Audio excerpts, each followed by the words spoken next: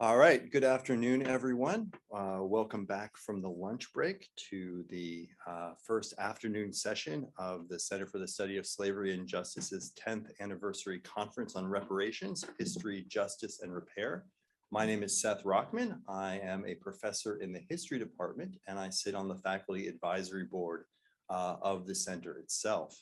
As Professor Bogues mentioned this morning in his introduction to the conference, the center exists because of the reparations movement, because of reparations activists who in the late 1990s and early 2000s put pressure on institutions like Brown to account for their histories, to recognize and reckon with their entangled pasts with the slave trade, with slave holding, with the broader Atlantic slave complex, and with the legacies of anti-Black racism that emerged from the era of slavery and that last to the present. It is for that reason, of course, that reparations, as Professor Bogue said, was a no-brainer for this kind of conference. And I think this is exactly right. But it is a particular pleasure to be able to preside right now over a panel that focuses on and foregrounds the experiences and perspectives of student activists. Because Brown undergraduates have been crucial to the discussions that have taken place on campus over the last 20 years and have in fact pushed the faculty, the administration, the broader community in Providence towards ever greater reckoning with this past. One sort of piece of this history that I don't know that everyone knows about has to do with the students who were involved with the 2006 Slavery and Justice Report. Of course, there were some students who were part of the formal proceedings of it. But for 2 years, there were a group of Brown undergraduates, 20 to 30 in number, who participated in 2 successive year-long research projects supervised by Professor Jim Campbell, who was the chair of the Slavery and Justice Committee, and myself at the time, a wide-eyed and eager assistant professor who had just arrived in Providence and who was studying the 18th and 19th century relationships of slavery and capitalism. And for 2 years, Professor Campbell and myself got to meet weekly with these Brown undergraduates who not only then had their own meetings with the many speakers who came to visit Brown and to participate in the programming over those 2 years, but additionally who did much of the research that fed into the Slavery and Justice Report.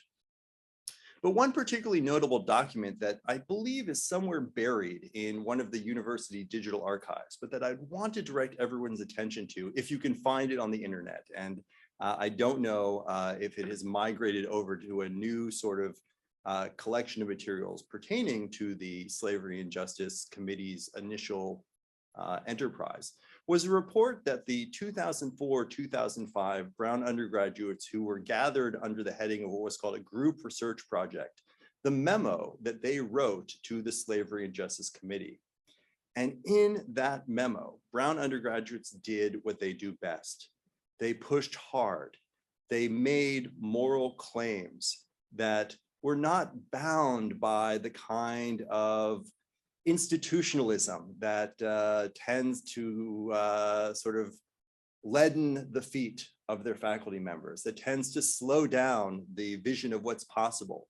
Rather, those Brown undergraduates called for a response by the university that would take particularly the call for reparations seriously, and that would do more than just study the problem, that would do more than just wring their hands, but would actually think about putting money down to do something to make a difference in the world.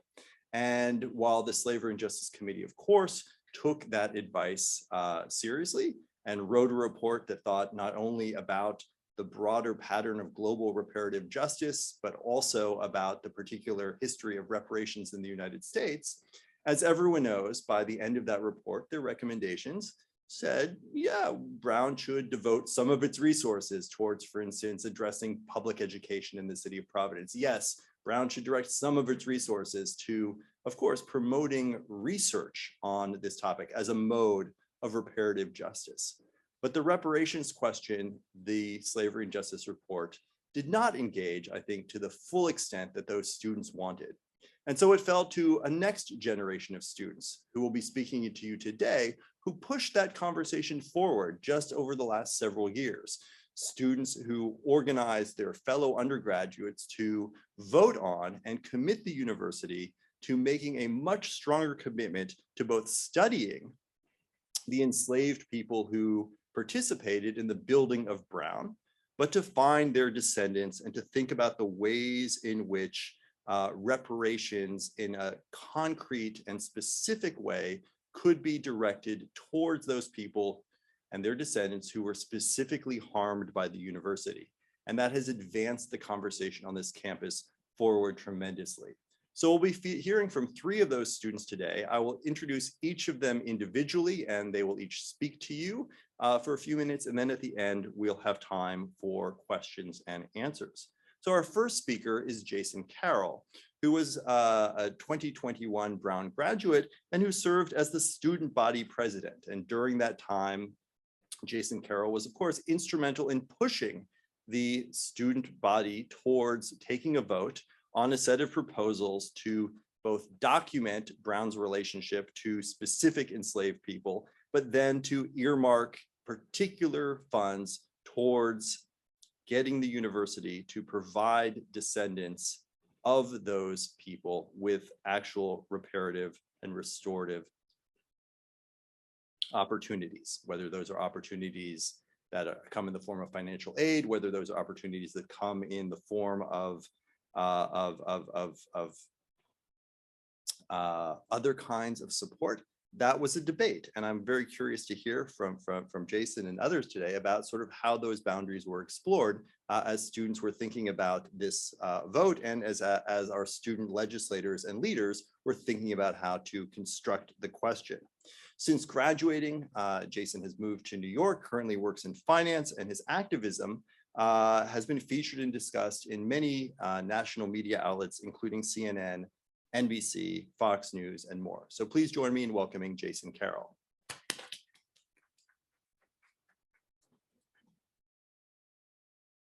Thank you so much for the really warm welcome and introduction, Professor Rockman. I also wanted to say thank you to Professor Bogues and his staff, including Kiku in Africa, who have really done a lot of work and have been really helpful in getting me here today. So I'm really very grateful and appreciative. As Professor Rockman mentioned, my name is Jason Carroll. As a very brief reintroduction, I was the 2020-2021 student body president. As another just piece of information about myself, I just so happen to identify as a descendant of American slavery. That was something that greatly influenced a lot of my activism. So it was something that I wanted to be sure to mention. And so again, I really appreciate all of the center staff in having me here today. And so just to give some brief overview, assuming, or I guess not assuming that anybody has, particular knowledge of what has gone on at Brown before.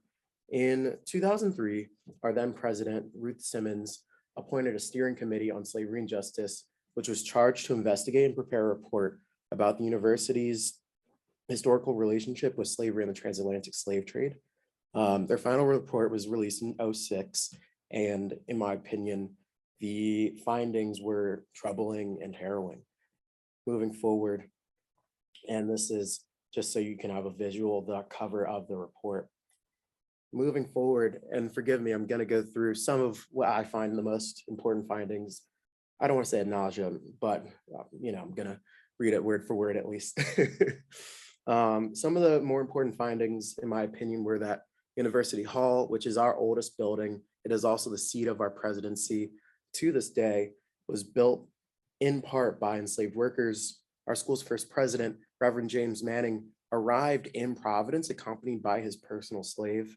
Many of the assets that underwrote our original endowment, which is now several $billion, derived directly and indirectly from the slave trade. Moreover, that the Brown family Providence were slave owners and made money from the slave trade. And so we're going to touch a little bit more on what the report found and specifically the involvement of the Brown family in the slave trade. Again, just giving some background, my opinions of what I thought was most important. Again, a lot of text, but I think the Brown family's connections to the slave trade were honestly fairly substantial. Going through some main points, James Brown in 1736 sent the first ever slave ship to sail from Providence to the African coast, which carried a cargo of enslaved Africans to the West Indies before returning to Rhode Island with slaves for the Brown family's personal use. Obadiah, Nicholas, and John Brown, along with a handful of smaller investors, dispatched another ship to Africa, which trafficked enslaved Africans before being captured by the French. In 1764, the year that Brown was founded, coincidentally, a slave ship was commissioned by Nicholas Brown and Company, a business controlled by all four Brown brothers, to, quote, make passage to the windward coast of Africa to exchange goods for slaves and sell those slaves to best advantage in the West Indies. The Brown brothers, additionally, during this voyage, asked their captain of their ship that they commissioned the Sally to bring back, and I quote, 4 likely young slaves, boys of 15 years or younger, back to Providence for the family's own use.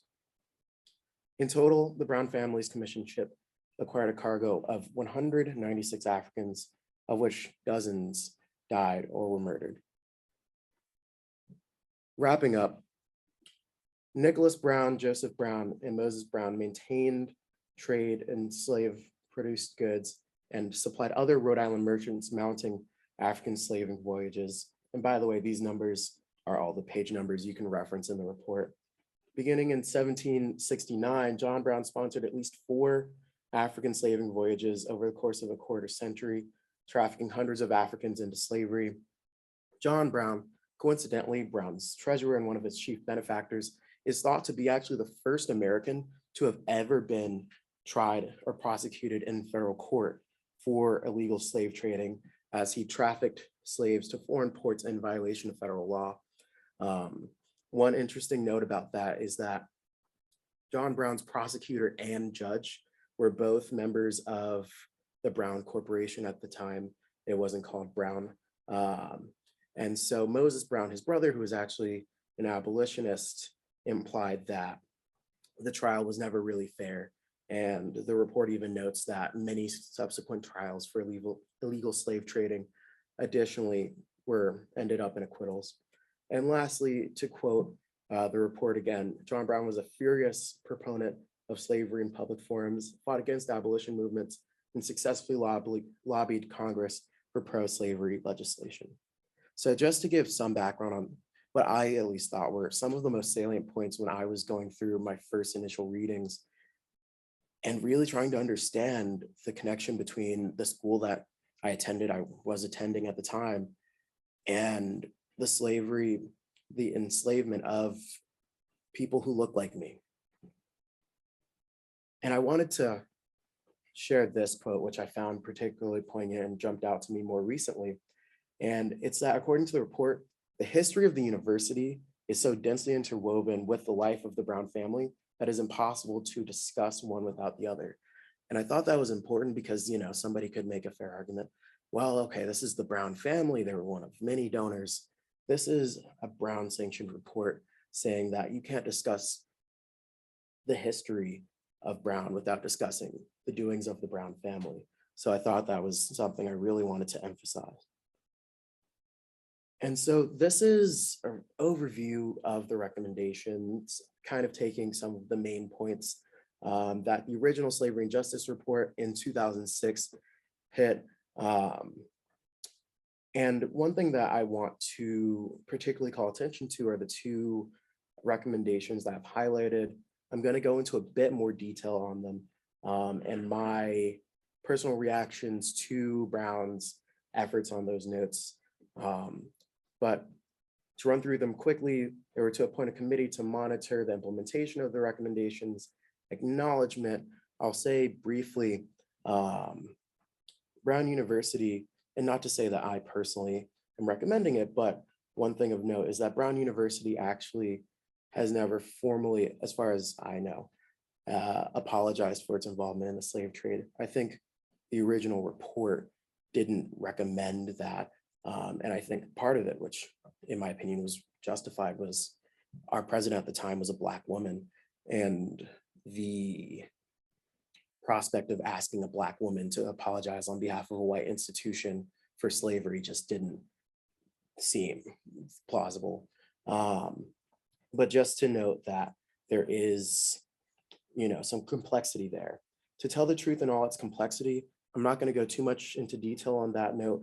One of the committee's original recommendations in '06 was for every student coming into Brown to be introduced to the Slavery and Justice Report.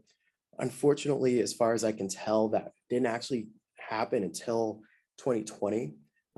And so every class from 2006 to the class of 2020, so about 14 years of Brown students, from what I can tell, largely didn't understand what was really contained in the report. And I think, as we'll get to some of the activism later, it made it difficult for us to have a public conversation about Brown's legacies of slavery and justice, let alone reparations, because quite frankly, most Brown students didn't really know what Brown did. They only had a faint idea. They saw a statue that was on the main green, but that doesn't tell the story. Lastly, creating a censor for continuing research on slavery and justice, the CSSJ, which is kindly hosting us today, maintaining ethical standards in regards to gifts. And lastly, the 2 points which I'll touch on a bit more: expanding opportunities at Brown for those disadvantaged by the legacies of slavery and the slave trade, and the use of resources of the university to ensure a quality education for the children of Rhode Island. Moving forward, and I have slides on each of those. On the former, which is regarding Brown expanding opportunities for those disadvantaged by the legacies of slavery. In 2006, and it's certainly a complex question, the committee received many letters, from what I understand, specifically recommending that the school develop special scholarships for African-American students.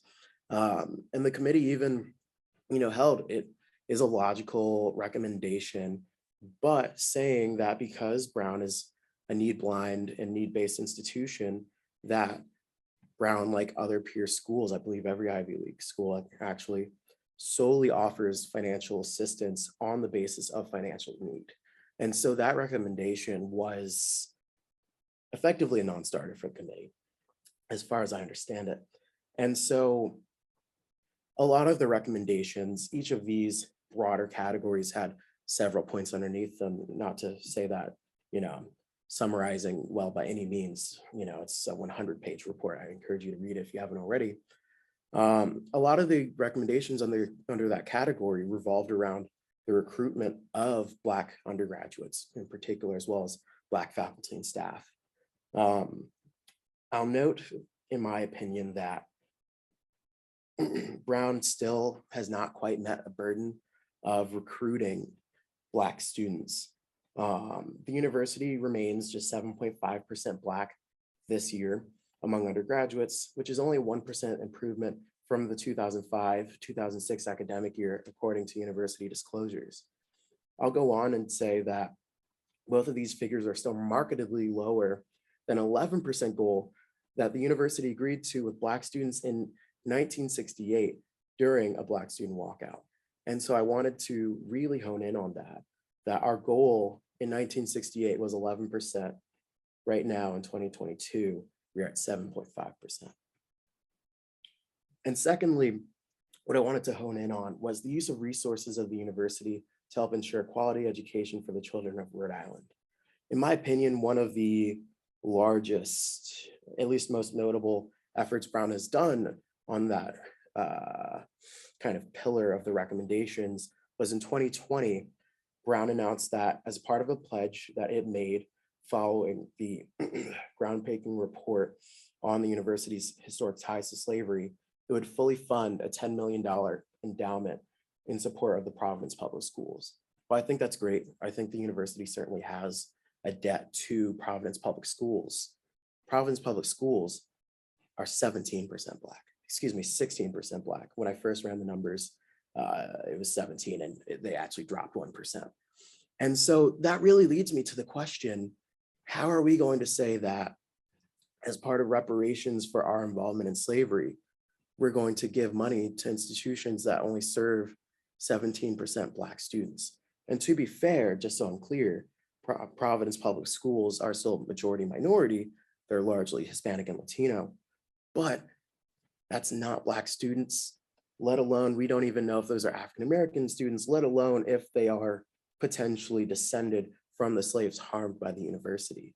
And so that I really wanted to note, because, you know, there's been some earlier discussion in earlier panels about, you know, how we think about who is entitled to repair. And in my opinion, my fear is that the further we move away from the people who were harmed and their descendants, at least when we're talking about slavery, of course, there's other conversations, the closer we get to situations like this, where the majority of funding isn't even going to Black kids, let alone descendants of the harm that we're trying to make up for. So I want to just touch base a little bit on other schools that we can look to. I'll note literally all these efforts have been since I started as an undergrad. With the sole exception, Georgetown started their studies, part of their studies before I started Brown the year before. But overall, very, very recent, all within the past 5 or 6 years. Harvard University just a few days ago announced $100 million in endowment. And that endowment had the goal of tracing modern day descendants of slavery back to Harvard, building memorials and curricula in honor of Harvard's connection to slavery, creating exchange programs with HBCUs, and forging partnerships to improve schools in the American South and the West Indies, where plantation owners and Bostonites made their intertwined fortunes. Moreover, there's Georgetown. Back in 2016, they offered descendants of slaves sold by their founders, the Maryland Jesuits, preferential admissions. And more recently, they committed a minimum of $400,000 a year towards investment in services and services for descendants like health clinics and schools. Separately, but in tandem, the American Jesuit Order recently pledged $100 million towards similar goals and programs. Moving forward at just another couple of examples, Princeton Theological Seminary, which by the way, is not necessarily connected to Princeton University, announced a $27 million program that will include scholarships and other educational efforts aimed at better acknowledging the school's ties to history. Virginia Theological Seminary, which I actually have a personal connection to. My high school's graduation was hosted at Virginia Theological Seminary, announced a $1.7 million fund. And lastly, 5 schools in Virginia, 5 public schools that were found to have benefited from slavery are now, per Virginia's recent HB 1980, are now required to identify descendants of slaves harmed by their schools and establish what they call material benefits for descendants and descendant communities. And so that takes me to what we worked on. This was last school year, so 2020 to 2021. As a part of our activism and, really simplifying what was months of activism, we eventually came down to putting out a referenda for the entire student body. And there were 2 questions which were voted on separately. The first one asking students if they're in favor of the university identifying the descendants of enslaved Africans who were harmed by the university, being Brown and its associates, and 2, providing reparations to those descendants. I'll note the first question received 88.61% approval, and the second received 84.53% approval. So I really want to note that these are really broad mandates that we received from the student body, that they're at the very minimum interested in continuing our educational pursuit to understand what happened to the people who were connected to our school and our founders through the slave trade. While there's some information in the original report from '06, it's not categorized in a way where you can look through and see outcomes. It mentions here and there different enslaved people who were owned by various people connected to the university, but there's no way to really, at least from my reading, gauge what happened, what those outcomes were. And to me, at least, even the academic pursuit won't be finished until we're able to identify what actually became of at least the slaves who were connected to the university, who built some of the buildings on this campus. And coming to our conclusion soon, these are just some of our recommended potential reparations approaches. We kept these very broad because we wanted to give the university room to potentially, should they accept our recommendations, make this plan suited to what they see best. And this included preferential admissions for descendants that we identified if we find it individuals, direct commitment of funds, further recognition of the slave trade, educational benefits, et cetera, et cetera. For broader communities, for instance, a lot of the Brown family slave ships went to the West Indies, and this is actually very similar to what Harvard is doing, coincidentally. Targeted investment into communities, community engagement efforts, recruiting from local high schools with Black populations, and building relationships with predominantly Black schools in those regions, as well as increased scholarship and attention. And lastly, I'm coming to the end of my time.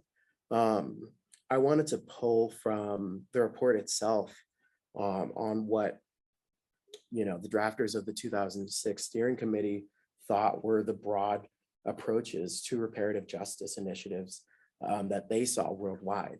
The first were apologies.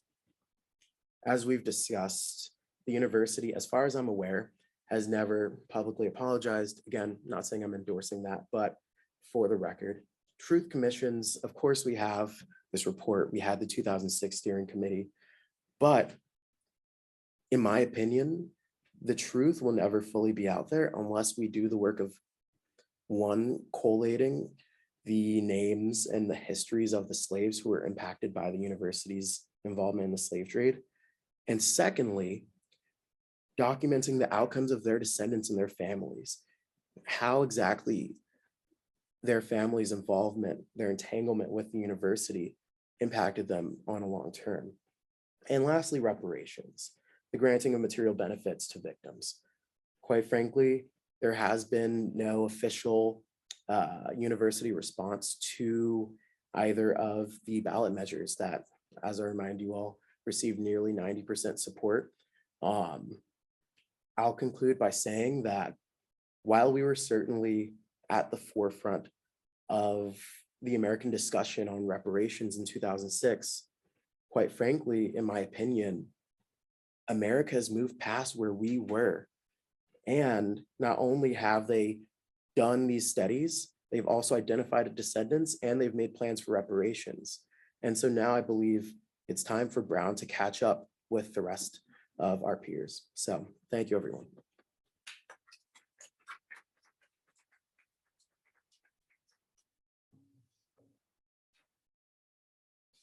Thank you so much, Jason.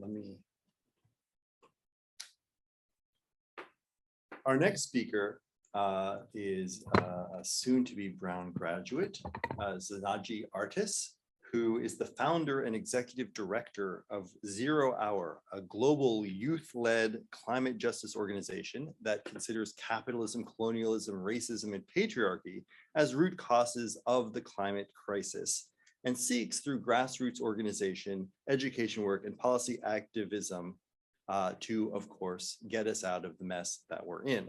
Zanagee is also the co-author of a kids' book about climate change and the co-host of 1.5, a kids' podcast about climate justice.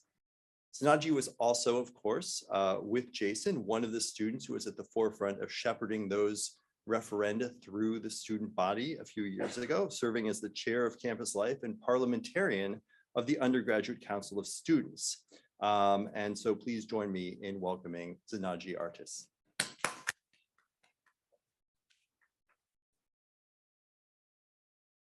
Yeah, thank you so much for that introduction.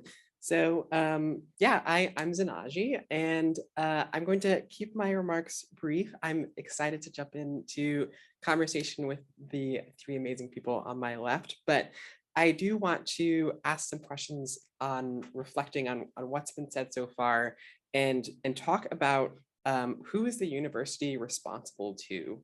And there are lots of stakeholders involved with the university, including the Brown Corporation, the alumni, current and prospective students, donors, the city that we inhabit here in Providence, the state at large, and our role in research and academia across the country.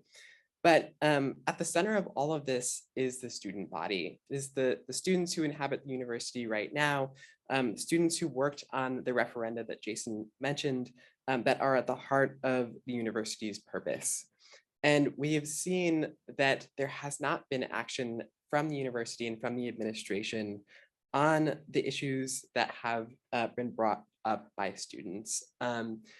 Last spring in 2021, we had the referenda, and just as a reminder, there were two questions that students voted on. They received nearly 90% support, and question one was, I am in favor of the university making all possible efforts to identify the descendants of enslaved Africans who were entangled with and or afflicted by the university and Brown family and their associates. And we know from literature, from research put out by the university itself, that there are many people who have been afflicted by the university from its inception. Question two, I am in favor of the university providing reparations to identified descendants of slaves entangled with and or afflicted by the university and Brown family, in line with reparations plans from other institutions of higher education like Georgetown University. And that would now include Harvard and the other locations mentioned by Jason just now. And so students voted overwhelmingly for these ballot measures, and we are the people who are at the heart of the university's work, but we have not seen action. And so that is critical, that we actually see a commitment by the university to work on these issues, and students are continuing to ask for that. And we also know that reparations is not an issue that exists in the past. The impact of the university on Providence is lasting today. The impact of slavery is lasting today. It is a root of inequality in the United States, and those impacts are felt by the city and by our country at large. And just to name a few of those issues, housing and gentrification impacts still exist in Providence.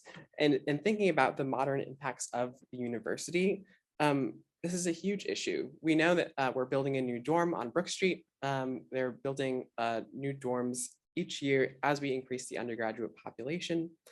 And these are having impacts on gentrification, on housing costs for people who live here, and how are we grappling with those issues. And each year, the university says that they are building commitments and community with College Hill and surrounding Providence, but more can be done because we see time and time again that students moving outside of campus and around the university are causing detrimental impacts for the people who live here. We also know that Brown's endowment had record returns this past year due to the pandemic, achieving nearly 50% returns, which is #1 in the country, actually, for all universities, and is groundbreaking. And it will support many new initiatives. It will support financial aid for students and programs for students here right now.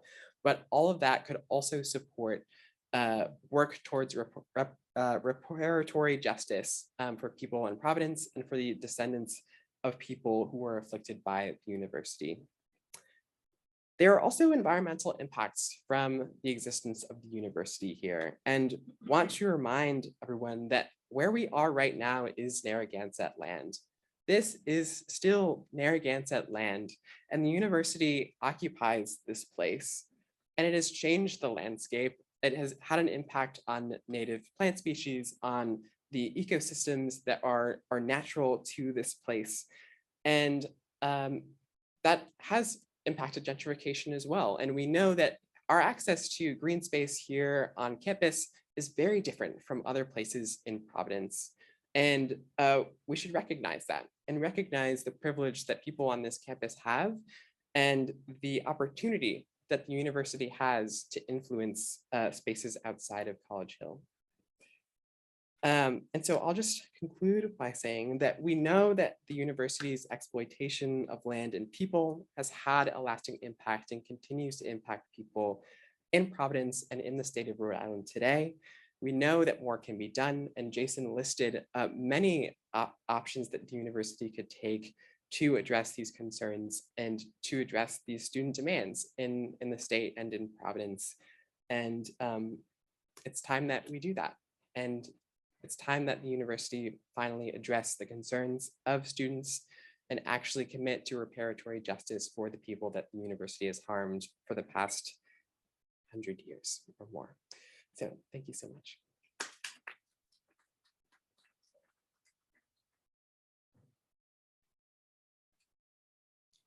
Thank you so much for those comments. Our final speaker today, before we then move to a discussion that will involve all of you, is Sydney Smith, another soon-to-be graduating student, a double concentrator in political science and Africana studies, and a Mellon Mays Fellow who's just completed her honors thesis on the intellectual and cultural productions of women within the Black Panther Party. In addition to her research, Sydney is the coordinator of the Transformative Justice Initiative at Brown, where she co-facilitates the Transformative Justice Practitioner Program, which is an abolitionist skill-building apprenticeship for Brown undergraduates in addressing interpersonal and structural harm without relying upon carceral systems of punishment. After graduation, she will be applying to PhD programs in African American studies. Please join me in welcoming Sydney Smith.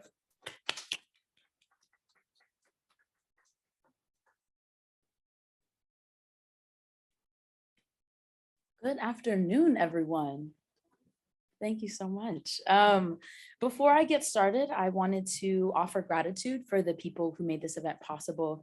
Thank you to the staff at the Center for the Study of Slavery and Justice, who worked tirelessly to coordinate this conference, and many other programs that encourage a reckoning with our past and our present.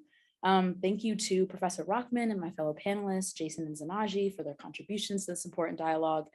They did such a good job that I fear I may repeat some of the same information, but I also think that my opinions diverge in hopefully what will be some meaningful ways. And lastly, I wanted to offer gratitude and remembrance for the enslaved people whose histories and experiences we call into the space when we talk about the legacy of slavery and reparations.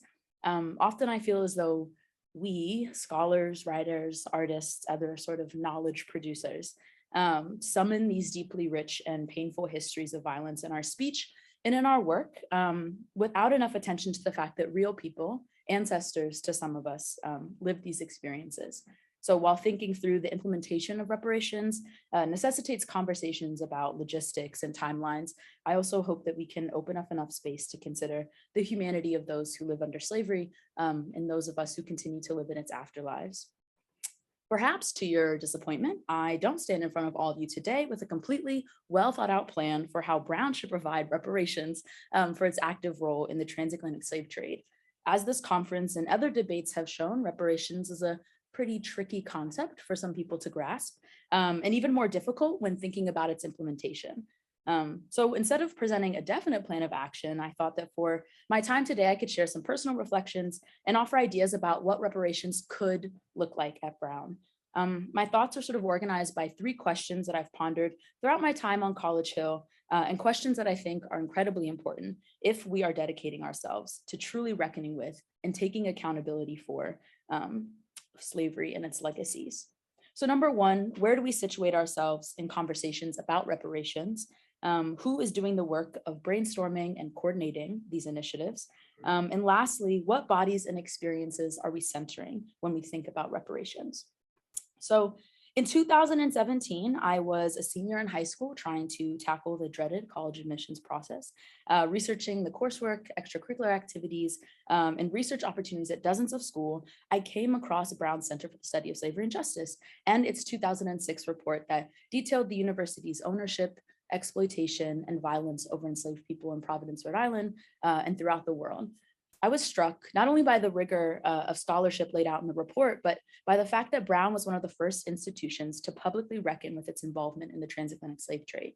No other university or college I researched that year had acknowledged its ties to slavery or demonstrated a critical analysis of what it means for an institution to be built by people it was never meant to serve. The next year, as a first-year student, I frequently attended events hosted by the Center for the Study of Slavery and Justice, during which students, faculty, administrators, all of us sort of gathered around to celebrate and remember the university's pioneering work. In the years since, I've been a part of conversations and read articles that uplift Brown as one of the only colleges addressing their connection to US slavery. Last year, in 2021, Brown published a second edition of the Slavery and Justice Report to commemorate and reflect on the original.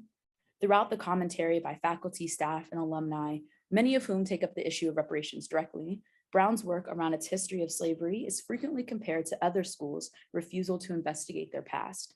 What I'm pointing to here, and what Jason also eloquently noted towards the end of his talk, is that the scholarship and rigor in the Slavery and Justice Report is consistently held up against other institutions who have yet to take the first step in acknowledging their past. While I'm proud to attend a university that has pioneered this incredibly important and relevant work, I wonder how Brown's commitment to addressing its role in slavery and its contemporary legacies might be strengthened if we shifted the context in which we assess our efforts. Rather than holding ourselves up against institutions who have yet to make a similar dedication, what if we sought out communities, organizations, and scholars who are also dedicated to tackling the intergenerational effects of slavery to help us continue the work that we started in 2006? I believe that Brown's commitment to reckoning with its historical ties to slavery must include a plan for reparations. I also believe that our efforts around reparations should not be judged against the work or lack thereof of other institutions, but should be shaped, redefined, and strengthened through partnerships with communities and organizations grounded in achieving reparations for Black Americans. To put it simply, I don't think that we should be satisfied as being one of the few universities writing and researching about our own histories. We should look towards communities working to actualize reparations to set the standard for our own efforts. Last March, Brown's student body overwhelmingly voted in support of reparations for direct descendants of those enslaved on Brown's campus and for Black communities impacted by the system of slavery and its contemporary manifestations. However, as both of the panelists have noted, the university administration has yet to take any action to implement a reparations initiative. If they do, which I strongly believe that they should, I think it's important for this process to be handled differently than other university initiatives. In my 4 years at Brown, I have learned that universities are deeply committed to the typical processes of committees, task force, and working groups.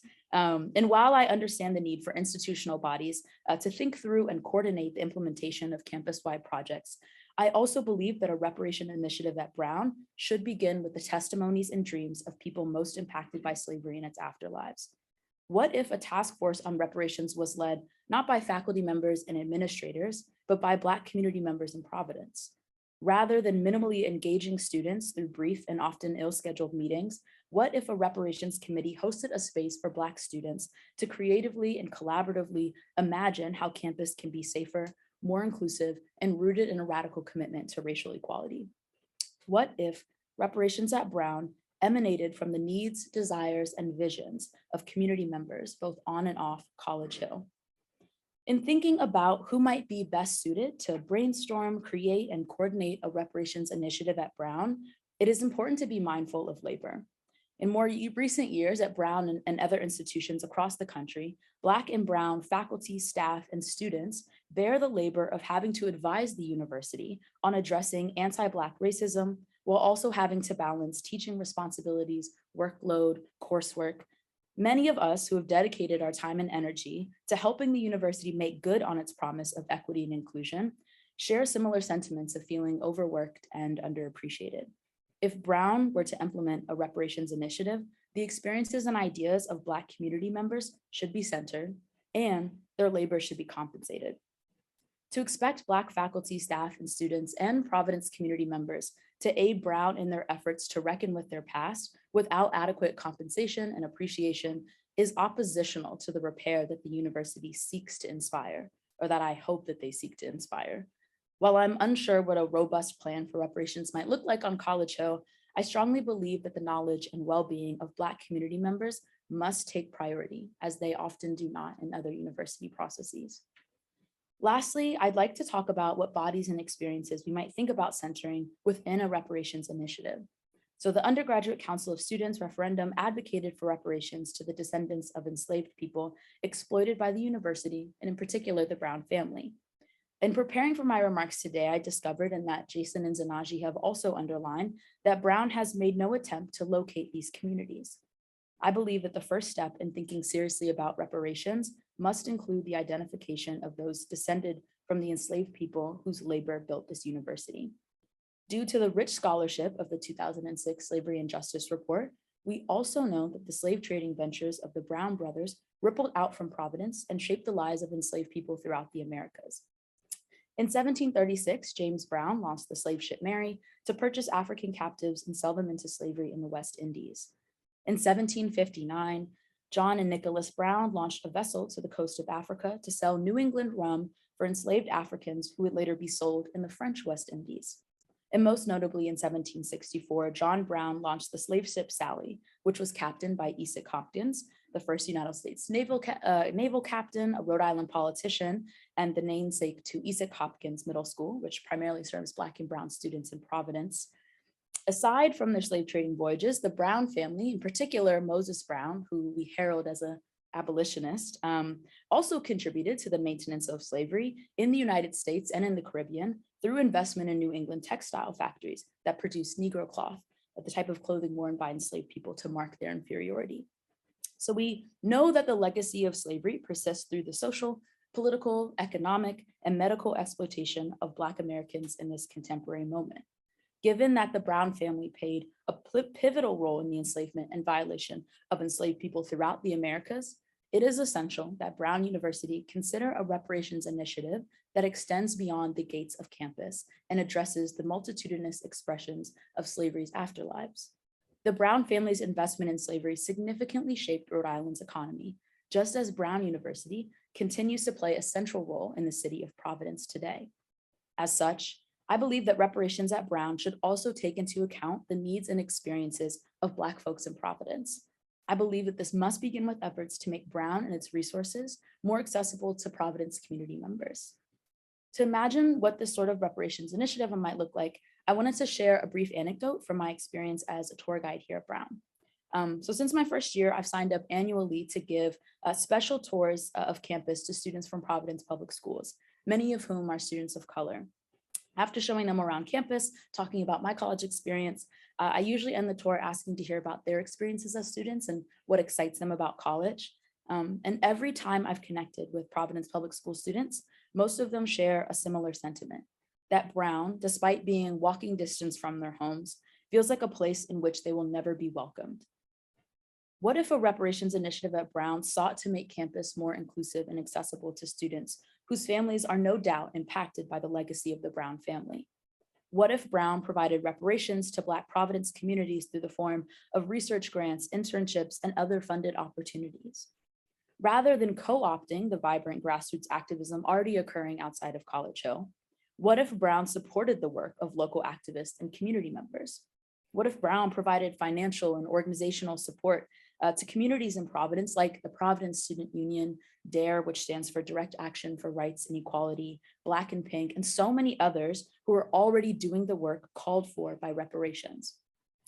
Any reparations initiative taken up by Brown must grapple with and dismantle the university's harmful relationship to the Providence community. To close, I'd like to return to the questions I posed in the beginning to consider how we might think more expansively about reparations at Brown. So number one, where do we situate ourselves in conversations about reparations? Who is doing the work of brainstorming and coordinating these initiatives? And lastly, what bodies and experiences are we centering when we think about reparations? Again, while logistics and minute details are absolutely central to a successful reparations initiative, I also want to encourage us to lean into imagination. There are so many configurations and arrangements that are possible within Brown's commitment to reckoning with and taking accountability for our role in histories of violence. As one of the most prestigious schools in the country, we are equipped with a vast array of resources and people really eager to think through this problem. What I hope for most is that Brown and its leaders respect and take seriously the freedom dreams of Black faculty, staff, student, and Providence community members, and commit themselves to thinking, imagining, and implementing long overdue reparations for Black Americans. Thank you.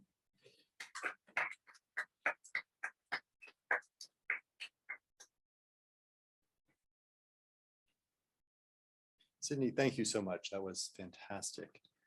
So we have time, about 20 minutes for some questions and answers, and we have microphones that we're going to ask those who would like to ask questions to use so that this can all be part of the record. And our three panelists will speak from the desk with microphones as well. Can I ask everyone who asks a question perhaps to identify themselves, and we'll take it from there. So sir, please. Thank you. My name is Stephen Bridgetty. I'm a Bristol resident, former professor. I'm very concerned about the issues you've raised. I applaud the three of you. I apologize, Jason, for coming in a little bit late, not hearing the fullness of your presentation. So forgive me if what I'm about to ask you has been covered, but you were talking mostly, in my mind, about the geographics of, say, Providence and Brown campus, obviously here. Are you aware of other outposts, such as in my town, Bristol, the area known as Mount Hope, and the situation between Brown and the Pequot Nation? Do you have an awareness of that situation where they're trying to access and have liberty in what's known as King Philip's chair? King Philip was actually Metacom, the very brave, courageous last stand leader of the Wampanoag. Wampanoag being a part of the greater Pequot Nation. In my understanding, and I'm not involved in discussions, but that Brown has been resistant and dragging its feet in allowing the Pequot Nation to access and have liberty on those lands. Related to this, you might say, several years ago, actually about 2 decades, I think, Brown shut down the Haffenraffer Museum of Anthropology, largely because they didn't want to pay the cost of the state fire laws that they had to upgrade the entire system. So they chose to just shut it down. There was talk of moving it to the Old Stone Bank on South Main Street. That has never happened. Maybe the collection is there, but the public had been shut out. And it's all about, well, it seems about money in some senses, but I would love to see, and I applaud the three of you, your enthusiasm and your dedication. But I would love to see the effort maybe into other geographic areas, and something as simple as, maybe it doesn't involve funds, compensation, monetary compensation of any kind, but that the indigenous people of our area locally in Bristol, it's just half-hour ride from here, would be able to access that and to have their ceremony and have their enjoyment. And I wanted to bring that up because I think it's very pertinent. And again, this institution, Brown University, is responsible in their mode of resistance to much of what you've already covered, and it's ongoing in other areas, and it may be true in other parts of Rhode Island. Thank you for listening to me. If you would like to respond, please go Yeah, ahead. I'd love to. Yeah, thank you so much for that. I definitely agree. I think that the university can do so much more for Indigenous peoples in Rhode Island. And I did hear about the Haffenraffer Museum and how its current location is on Indigenous lands in Bristol, I believe. And so, yeah, more can be done. The Wampanoag tribe is currently recognized in Massachusetts. It is not in Rhode Island. So people are aware of that as well. And so that's another issue that Brown could really step in for. And Brown has such a huge voice in the state. I believe it's maybe the biggest employer in Rhode Island. And so the university has a huge role to play in advocating for Indigenous rights. And of course, as I mentioned in mine, we are on Narragansett land here, and there can be so much more done with collaborations with professors, with students, our engaged scholar program, access to resources at our libraries that could be done for people in these impacted communities. And so much of the knowledge that we have in our museums at the Haffenraffer are from Indigenous peoples here in Rhode Island and around the world. And that knowledge has been gathered by people throughout history. And so I believe that it's only right that those people also have access to that information. Yeah, and I'll just add on to what Zanagee said briefly. Oh, I hope this is working. When we, being, the Student Coalition, were originally making our resolution and later the referenda, we spoke with specifically, and I don't want to use their name just in case, I haven't asked them for permission, a student here at Brown who is a member of the Narragansett tribe. And one thing, if I could say I had any regrets, was that I simply didn't have the bandwidth nor the time to fully investigate Brown's needed commitment to the Native peoples of this area. And so our original resolution did include, a section on Brown's need for, increased attention, scholarship, and potentially even reparation to Narragansett and local New England peoples, Native Americans. But quite frankly, I do think that is something that, and I hope current students, or at least maybe recent alumni such as ourselves, do pay more attention to. And so I'll say that I completely agree that Brown University does have a multitude of debts from what I've seen just informally through speaking with, members of different communities, debts to Native American communities. And I'll just say, I wish that was something I had more capacity to delve deeper into. Just to briefly add, I think that is a really great point, and that I think should be really central in anything that we do around reparations, because I don't think that we can talk about racial slavery unless we're also talking about colonialism. And I think that any sort of like anti-racist work has to begin with decolonization. And I think that there's a lot of activity around that on campus today, but I think that it should be like more central, like to even think expansively, like what would it look like to do that like research about, we know what Brown's role in the slave trade was, but like what if we like had a report that like talked about Brown's relationship to indigenous communities whose land that we occupy. I personally don't think that the two should be separate. I think that it would be stronger to think about anti-Black racism, the legacy of slavery, but also like the really incredible violence of colonialism side by side. To me, it doesn't make sense to separate them. So I really appreciate you bringing that up. And I actually just found out about Mount Hope in Bristol, like last semester was the first time I'd ever thought about it. So I think that the sort of educational transparency part and the acknowledgement that needs to happen first before taking action, so that we understand what legacy we're inhabiting. So thank you. I think the good news to share, which you're welcome to share. You'll do it better than I will, Tony. Please.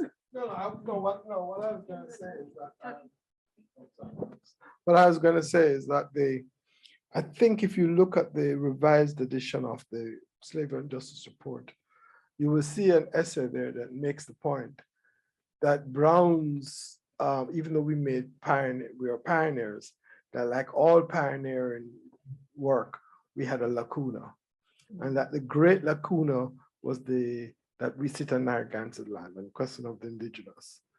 And that therefore, for those of us at the Center for the Study of Slavery and Justice, the business of the indigenous is absolutely central. That you cannot now think about questions of racial slavery without thinking about the indigenous dispossession on slavery in Rhode Island. I would say to you so much so that last week I was at a donors meeting in Washington and had to confront a donor who said to me, "Why are you now talking about indigenous, Tony?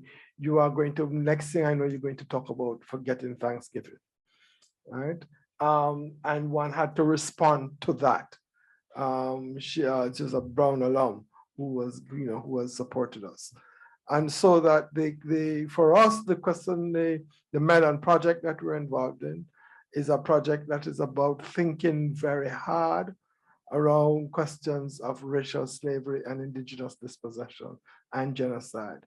Is thinking around that you cannot think about slavery in New England without not thinking about slavery, quite frankly, of the indigenous population first, and how that was then remapped on racial slavery when Africans came here, so that were brought here. So that point is really very, very important. I think we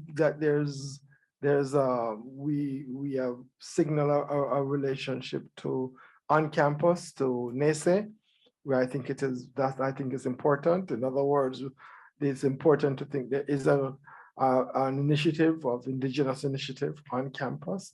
And the question is of how we can work with them in making sure that certain things happen on Brown campus. I also just want to make one point about the community, that I listened very carefully to Sydney, who I know works very closely with a past member of this staff. And I would want to say to you that one of the recommendations that the center has made to this university was that, in fact, we had to find mechanisms in which both Indigenous and Black students can find a way here from the public school systems. That we had to go, that the records show that over the last couple of years, that they have been almost zero. Very small percentage of Indigenous and of African American kids from the public school system, or Black kids, and that we therefore had to now find the mechanisms to do that. That has led the university to do what you say universities do, which is that it has begun an initiative to think about that question, right? I'm not sure where that initiative would go, but what I would say to you is that question was put on the table by the center in a meeting with the president, and it led to and by students as well, and it has led to this initiative. I'll note just one thing super quickly, and I had to look it up just because it was years ago. It was actually at my opening day ceremony at Brown. A group of Punkanukit Native Americans actually protested the Brown welcome ceremony for the class of 2021. And so just to say that, it's very apparent that there are large Indigenous movements, and that quite frankly was a very abrupt welcome to the Brown community.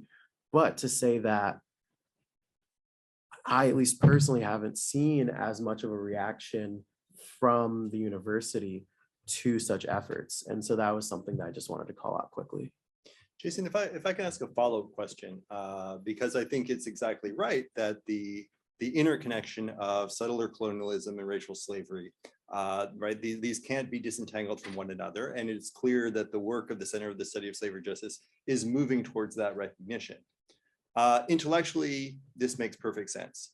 But as a politician, if you'll allow me to refer to your time as the president of the Brown Student Body, as a politician who needs to get people to vote on a referendum, there are always choices about what will maximize the turnout, what will maximize people voting yes on something like this. And sometimes decisions have to be made about contracting rather than expanding the frame of reference, the terms of analysis, the ask, if you will. And I'm wondering, just as someone who is thinking strategically about this, not just as sort of the political work of developing grassroots activism, but the political work of getting people to show up and pull a lever, if you will. What do you see as, and this would go for all of you, what do you see as possible trade-offs of expanding the conversation to the intertwined relationship of settler colonialism and race-based slavery, or for the purposes of other kinds of political projects, actually pulling it back and focusing specifically, say, on the descendants of American slavery? Yeah, no, I think that's a really great question. I'd say one of the challenges I face, which I think I touched on a little bit, but that broadly among the Brown student body, about, I'd say maybe 40%, feel free to disagree, aren't involved in any form of campus policy, politics, don't know, don't want to know. And so I think when you're, presenting such a complex question as reparations, the report I believe is around 103 pages or so, and you're having to distill that information down into an Instagram graphic, I'll be honest, it is very difficult, you know, in hundreds of years of university history spanning multiple continents. And I'd say, to me at least, I tried to pull from what the most, at least what I thought, and you know, the folks that I was working with thought would be the most salient points that people could relate to. Those are things like pulling names, pulling histories, pulling the individual stories of, you know, I mentioned during my presentation, 4 young teen boys that were brought back from the west coast of Africa, personally for the Brown family.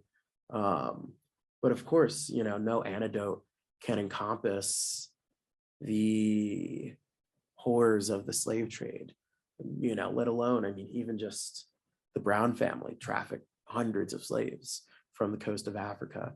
And so I'll say it was difficult. Yeah. I can't give you a good answer. I'm sorry about that. It's an impossible to answer question, but I mean, this is one of those things about strategy and tactics. And I'm curious if the other panelists have thoughts about how one navigates this. Sure. I think so. Yeah, it's difficult. I agree with Jason there. I think that that election was really interesting, though, because we saw an increase in turnout for voters from the previous year. So we had over 2,000 students who voted in that election, where the referenda items were in the same election with our UCS election. And I actually knew many students who skipped past the candidates to just vote for the referenda. And so I think that shows that even though students might not be as interested in the, you know, internal governance of the undergraduate council of students, people are really very interested in the issues that we are talking about and we are raising. And I think that framing the reparations conversation and the referenda items in the way that we did was just the start. And they have to be grounded in a larger discussion of the impact of the university and that long history of impact for people. But yeah, the referenda were really boiled down into 2 sentences, and that really started a conversation across campus and has led to articles and conversations among students and to us being here right now. So I think, yeah, it's up to me. Thank you. Yeah, I will third that it is hard. But I think Jason's point about anecdotes and storytelling is really instrumental, or at least in the way that I've experienced it at Brown. And I think if we're thinking about grappling with slavery, but also grappling with Brown's role in settler colonialism, that storytelling is also really important. And then I think now on campus that there are more opportunities to like learn about those histories, but that there's still like few and far between. I mean, we know from the report that there was also an Indigenous man whose labor built University Hall, which Jason pointedly noted is the office of the president and all the higher ups of Brown administration. But sort of past that, I think that is sort of one of the things that I wanted more from the 2006 report and that I was excited about in the 2021 report, and also knowing all the work that the CSSJ is doing. I think that and capitalism, which we can say for later, would be 2 areas that I think that it's really important for us to think more deeply about how those things are tied with the history of slavery. But I think opportunities for storytelling, I have a lot of like friends who are working on building Indigenous community here at Brown, who are like really trying to get storytelling initiatives like off the ground, but it also comes down to like funding and opportunities and about like getting that into a place that it's like university wide and people can tap onto. There's only so much that like a group me chat of like all the people who think the same or are dedicated to thinking about the same questions can do. And so I think that it's also about opportunities like through centers like the CSSJ or the CSREA or other sort of university institutions, or maybe something like the Watson, like creating those sort of pathways because students are already doing the work. We're just looking for financial and organizational support. So.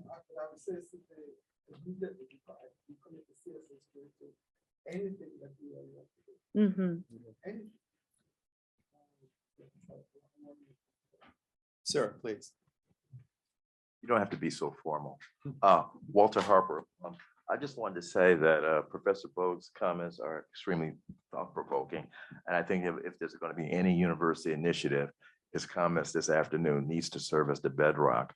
I just want to just add one additional thing that hasn't been mentioned. I think it's also important to raise the point that Africans and indigenous folk intermarried. And so you have folk that are members of both particular communities. And I think that needs to be raised, and how we're going to go about dealing with that too as well. So thank you very much. We have time for another question, please. That was actually my comment. So what I was going to say is, as you're thinking through whether to expand the discussion on reparations and how to include Indigenous communities to keep in mind, and any of my colleagues working on the Mellon Project, correct me if I'm wrong, but in conversations with community members, I have a sneaking suspicion that when you trace the descendants of the enslaved people that worked on this campus, many of the people you encounter will now be enrolled tribal members. So that's how deep the connection runs. And that's why you can't discuss reparations, regarding enslavement without discussing Indigenous communities and dispossession of land as well. Are we monitoring for things coming through the Zoom? Is that also part of, and are there questions there? No. If anyone would like to ask one more question, we would have time, and otherwise we'll call this session to an end and invite people during a 15-minute break to speak with the panelists and continue this conversation. Anyone else?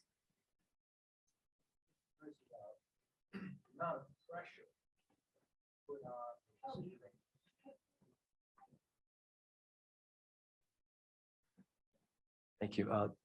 As I'm raising the point about activism, how much pressure you can put on the decision makers if it is in fact the trustees, the administration, all of the above.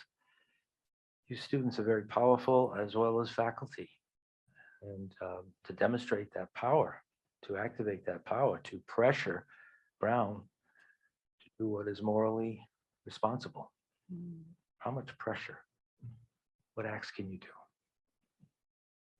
I can jump in on that. I think that sort of comes back to like who the university is responsible to. And yeah, that they're thinking about donors, they're thinking about alumni, the city of Providence and the mayor's office. Right now, there's actually a city council member and his colleagues as well who are talking about the university's tax exempt status and the fact that the endowment has reached record levels and how that money could support programs for justice and for Providence schools and infrastructure and things like that.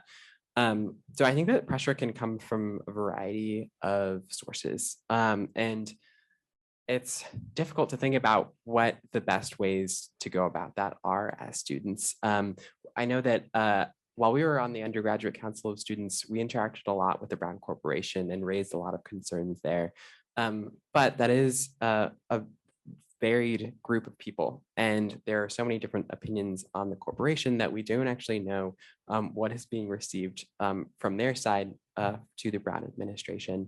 But yeah, I think that UCS should continue work on this in the future and collaborating with centers on campus to work on that.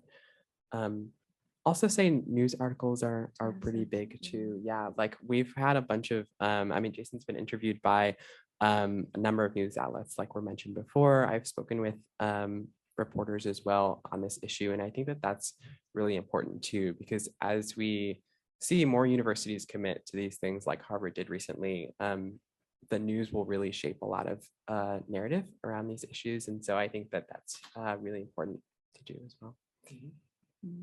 I definitely second the news article and like publicity. I think since my first year at Brown, I've been a part of a lot of student activist organizations. And I think one tactic that we very much hold on to is the power of publicity for Brown. And I think to speak frankly, I think that Brown has a reputation of like being a hub of like student activism and that students are like really engaged. And that's not true. But I think like using that and like really honing in on that and thinking about like, yes, we have this reputation and yes, we have people who are really mobilized. Like, like, and thinking about pressuring them to do the work. And I think using, I mean, it's been like, yes, CNN, NBC, Fox News did an absolutely hysterical segment about Jason and the reparations referendum that I encourage everyone to watch. But I also think that even like published articles that students have gotten together, specifically in like work around anti-Black racism on campus, we found that like even using like self-publishing things like the Medium and like posting those articles and really alum have been like really central and like circulating that and getting energy around it. And then I think that when decision makers at Brown see that sort of slightly negative press, they're like, whoa, we got to listen. So I think like also intergenerational collaboration is really, really essential for putting pressure on university decision makers.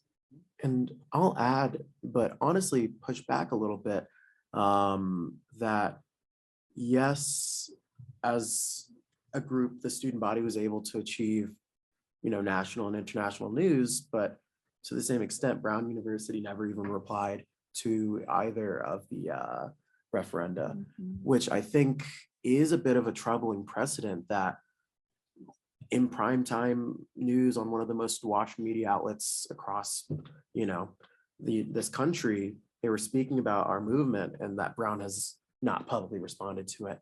And I think to push back a little bit, that to me, that shows that even negative articles don't necessarily mean anything at this point. And that what it really probably means is that people higher than us, probably wealthier alumni, most likely as well, our peer institutions committing to similar programs might be the only way to actually push Brown to do it, because we got 90% of students to agree to it. We got it covered in international news media. We didn't get a response. And so my fear is that I don't want to have a soundbite saying that our voices mean nothing, but what else can we do at that point? And that's my question. I have an answer. I can jump in if time allows. But just briefly, I'll say, I think what's interesting in preparing for this today, I actually read through all of the articles on Google. And what's really interesting is that they actually don't read as a like calling out Brown for refusing to take action. They talk about the initiative, and then they talk about Brown as a pioneer with the slavery and justice report. So it doesn't, I think that in those articles that there could be like a harsher criticism, because really I did NBC, Providence Journal, Boston Globe, CNN, watch the Fox News one just one more time because it's so funny. But all of them, besides Fox News obviously, are like, yeah, Brown is heralded for doing this work. Students did this referendum. Nothing's happened yet, but we know that Brown is a leader. That is like the narrative that happens in every one. And so if we change a lot bit, Brown has done this work, students have done this thing, and the university has refused to respond, and we press in that point a little bit more, I think that that's where it can get done. I think it's all about like making it a bit harsher. Can I say that? That's really what I mean.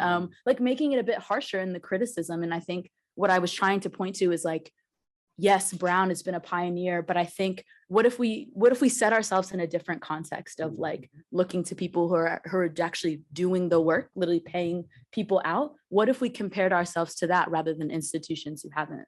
I think separating ourselves from that narrative might be really helpful in the publicity. Yeah, I think that's a great point. I'm sorry. They sure are trying to wrap us up. I'm sorry. I was gonna say, like, just emphasizing your point. I think Brown has been able to rest on his laurels and say, well, we did this, we were the first, we're number one, but that was back when all of us were in elementary school. Was. Not to, but I really want to emphasize your point because it was so salient to me that you're right, that a lot of what's centered is this 2006 work that I don't want to say is outdated. Obviously, it's always going to be pioneering, but just that the society and a lot of other schools, not all, have moved past it. And so I just really want to emphasize that point. I thought that was really great. I mean, it's fascinating to me as a faculty member here. I would venture to say that 90% of the Brown University faculty would have no idea that this referendum passed last year. The university has never communicated it to the faculty directly. If the faculty didn't read the BDH or didn't see national media coverage, I would say most of us would have no idea that this actually happened. I don't think this referendum was mentioned last April or May in the publication of the Task Force on Anti-Black Racism's report. So that was completely overlooked. And so it is remarkable what's happening on the ground among the students and the disconnect, whether intentional or unintentional, between that and where the faculty are, where the administration is. And it's something that your comments today certainly insist that we remedy. So I thank you for that. And I hope you'll all join me in thanking our three panelists today.